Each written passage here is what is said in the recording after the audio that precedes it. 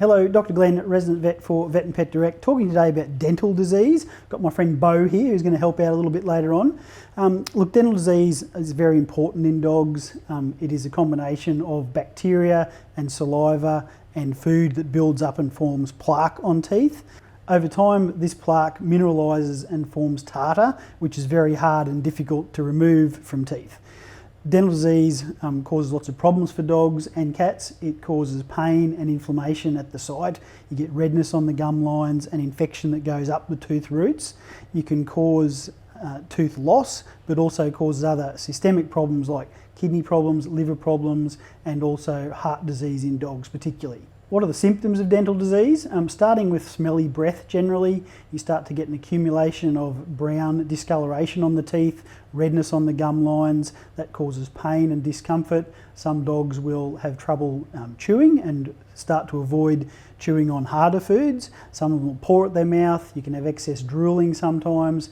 Basically, it can change their whole personality. Some dogs will become more aggressive to people or other dogs because of the pain that's involved. And then if it causes tooth loss, you start to get increasing dental disease with the other teeth because they just can't chew properly. And obviously if you get systemic illnesses like kidney failure, liver troubles or heart failure, it's a really, really big problem. Some breeds of dogs seem to be more prone to dental disease, certainly brachycephalic, short-nosed dogs that have got teeth that aren't in straight lines. They all concertina up because there's not enough room. That affects their ability to chew properly and clean their own teeth if they're given a diet that's suitable to do that. And some breeds like poodles and greyhounds seem to have a genetic predisposition as well. Some dogs with long hair around their face as well, if they're not groomed adequately and they get hair stuck between their teeth, that seems to contribute to accelerating dental disease as well. Obviously, if your dog or cat has got dental disease, the first step should be your veterinarian.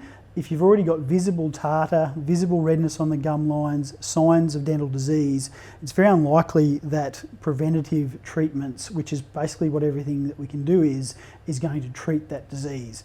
Your vet will be able to examine your pet's teeth. Sometimes you need to anaesthetise them to adequately examine their teeth, clean off what needs to be cleaned, probe all those little pockets and decide if teeth are viable or not. If we remove teeth, prevention becomes even more important obviously, but any pet you can do preventative health care to keep their teeth clean.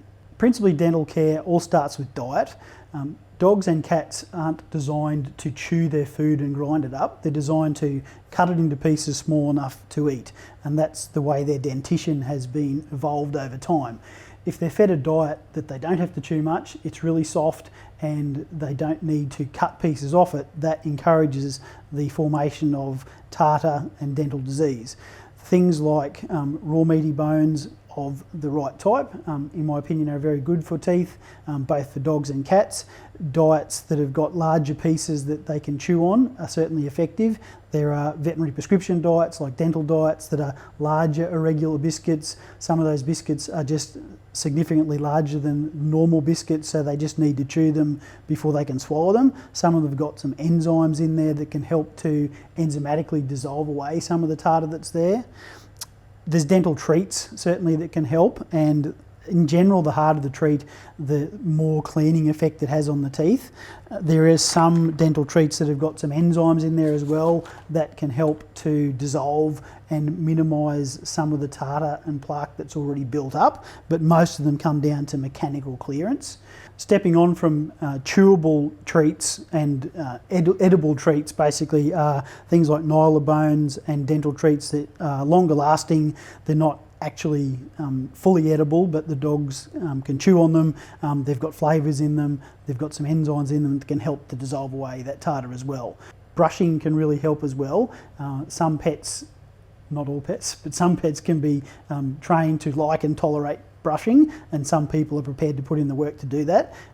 There's a few articles that we'll link to on how to train your dog and cat to have their teeth brushed. There's a number of different choices in brushes. You can get little finger brushes, you can get finger brushes that you can hold in the palm of your hand, or longer brushes. It just depends on what works for you and what works for your pet. Definitely a nice tasting, or nice for the pet, tasting toothpaste can help. You want to make it as pleasant an experience as possible, using toothpaste with the brush and getting them used to the toothpaste first can really help to just mechanically keep those teeth clean, massage the gums, get underneath the gums a little bit in all the important spots.